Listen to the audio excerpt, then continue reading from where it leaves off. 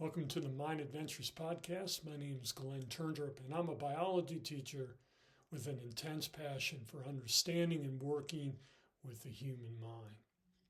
So in today's podcast, we're going to cover two critical topics. The first topic is, why are our brains so unruly? And the second topic is, how can we work with our minds through mindfulness techniques to get a little bit more control over our unruly minds? I don't know about your brain, but sometimes I find myself up at night ruminating, worrying about the future, and I have to use mindfulness techniques to bring my brain into the mental lane I want it to be in. Sort of like that lane assist technology in newer cars today that takes over your steering wheel if you try to change lanes and puts you in the lane you don't want to be in. Well, I'm going to explain to you what scientists have discovered, why that happens, and then we'll look at some practical mindfulness techniques that you can use to train your brain to get in the mental lane that you want to be in. So if you're interested in the science of what's going on in our brains that puts them on autopilot, and what goes on when we practice mindfulness techniques to get us out of that mental lane we don't want to be in, just keep watching from here. If you want to skip the science, you can do that and get right to the how-to part, where I explain what mindfulness techniques you can use to overcome that mental lane assist technology. Let me just say that I am a biology teacher. I'm not a psychologist and I'm not a counselor. So please don't use this as a substitute for that kind of professional help.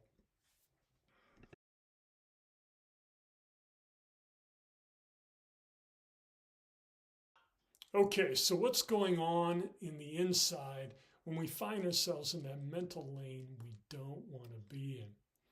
Well, let's talk about three networks that are critical. By network, I mean a brain region, and it's usually not just one area of the brain, it's usually several areas that make up a particular function. They do something. So we'll look at three of these areas, and there's actually some overlap among networks. The one at 12 o'clock is called a salience network. What it does is really important. It monitors your interior state. Are you hungry? Do you have to go to the bathroom? What is that pain in your stomach? Is that stuff important? Absolutely. It also monitors your exterior environment. It could be stimuli like, is it hot out and do I need to dress light? Or it could be something like you're looking at your cell phone like the girl is in the upper left-hand corner. Is that text important? Why did she word that text that way? Or maybe you're doom scrolling and your brain is the salience network is trying to figure out whether that image is important. Does it apply to you? Now, here's where the lane assist technology comes in. The salience network automatically, on its own, without any counseling from you, decides whether to contact one of two networks. In the lower left-hand corner, we have the default mode network, and in the lower right-hand corner, we have the central executive network. Now, I put my face in the CEN, Central Executive Network, because this is kind of where you exercise your will inside your mind. Like when you set an intention and you say, I'm going to do this, that's the Central Executive Network, okay? Or when you're up at night and you're ruminating, that is, you're worrying, and you're like, wow, I really don't want to be worrying. That's the Central Executive Network. The worrying is the default mode network. Now, the default mode network, they call it default because our brains go here, they default here anytime we're not involved in a task that requires concentration. According to the science, people are mind wandering nearly 50% of the time. We spend 50% of our time in this network. And this network is either mind wandering to the future, which can be good, right? We're planning, we're anticipating something. Could be negative worry as well. Not all worry is negative, but So it could have a negative aspect to it, or you could be mind wandering to the past. Maybe you're thinking about that wonderful childhood you had, or maybe you're regretting some stupid thing you did for the 1,000th time. So any kind of mind wandering, you're in the default mode network. And anytime you're contemplating your social status or your relationships, you're in the default mode network. And humans are notorious for being social creatures, even if you're an introvert. And so that means we spend a lot of time in this default mode network. And here's the deal. The default mode network has connections to the limbic system, which generates emotions. So the default mode network can be super sticky, meaning you can't get out of it because it's got some emotional powerhouse reactions to it. And our brain has a tendency to overreact in ways that it thinks is promoting survival, which are not always helpful. So, default mode network, I think probably a famous quote that applies to this is, the brain can be a great servant, but it's a terrible master. And that really applies to default mode network. It's a beautiful network that does great things, but if it's not controlled because of the emotional weight that it can bring in, it can be a real problem. So, last network, Central Executive Network. The CEN has 2 silver bullets. Those silver bullets are reason, so your ability to analyze a situation and kind of get a grip on reality, and then also attention. So your CEN, your Central Executive Network, can decide what you're going to pay attention to. So we sort of have this battle sometimes, right? We have the default mode network with the power of emotions causing you to stay stuck there. And then you have the Central Executive Network, which is operating on reason and saying, we don't need to be here right now. And so I'm going to explain how we can develop the power of attention and gain a little more control over the default mode network. Before I go there, I'm going to cover the science first and then the how-tos. Let me just say, notice that term anti-correlation between the Central Executive Network and the default mode network. What that means is they can't both operate at the same time, and this is super powerful and can give you a quick brain hack. So let me explain what that means. So you can't operate them both at the same time. And one of the best ways you can get out of the default mode network if you're stuck there because of emotions is do a task that requires some pretty intense concentration. So for example, if I'm ruminating or worrying at night, I have found sometimes mindfulness, redirecting my attention, is just too difficult. I think it's a good exercise, but sometimes it doesn't work. I will read a book. And that brain hack requires enough concentration to get me out of the default mode network. Okay? So let's dive into the science of what happens when you exercise attention. And then we'll go to the how-tos, how you can exercise attention to gain greater control over the default mode network.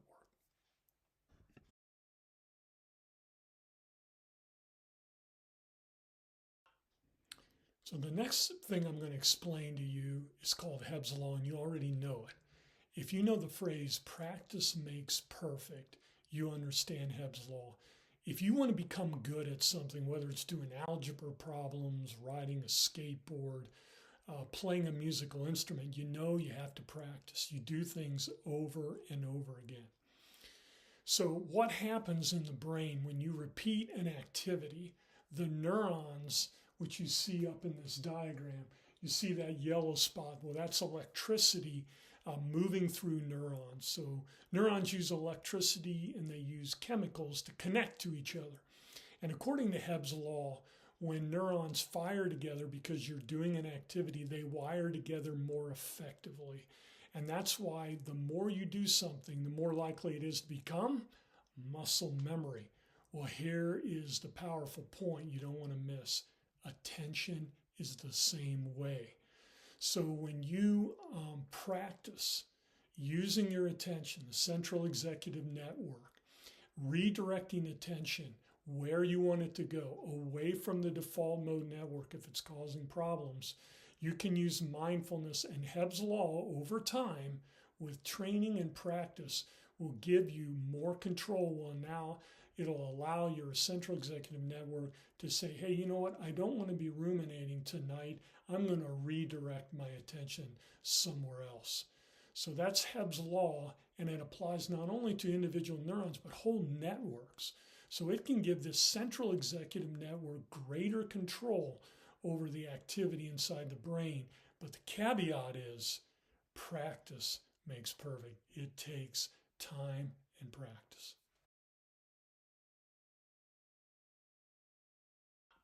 So in the last section, we learned that practice makes perfect. So if you redirect your attention over and over again, your attention becomes more powerful and you light up or activate the brain networks that you want to activate. So what does that practically look like as far as a mindfulness practice? Well, the examples that I'm going to use are the analogies I got from Dr. Amishi Jha's book, Peak Mind. It's a great book, and she also has a TED Talk, so check that out. She's an attention expert. She was hired by the U.S. military to find the quickest amount of time you can improve attention in a practice, and it turned out to be 12 minutes a day. So that can be a benchmark for you to work up to. But here's how mindfulness practice works. So let's start. There's a lot of different types.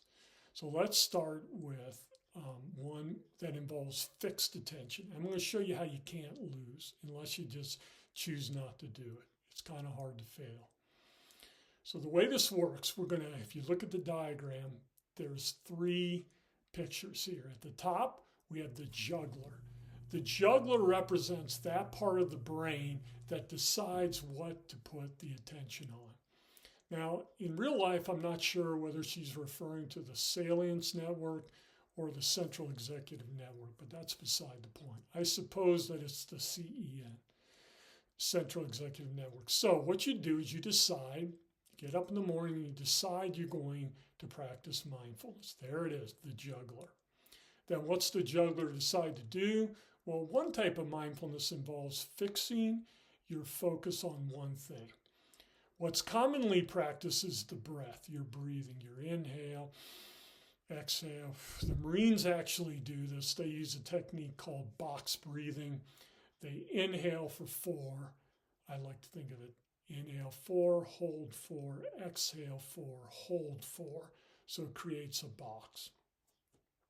That would be one example. The breath's great because it's dynamic. It's a little bit interesting, not terribly interesting. And if you do deep breathing, it calms your mind. How cool is that? So it's easier to train your mind when it's calm. Okay? So the flashlight represents the fixed attention, in this case, on the breath.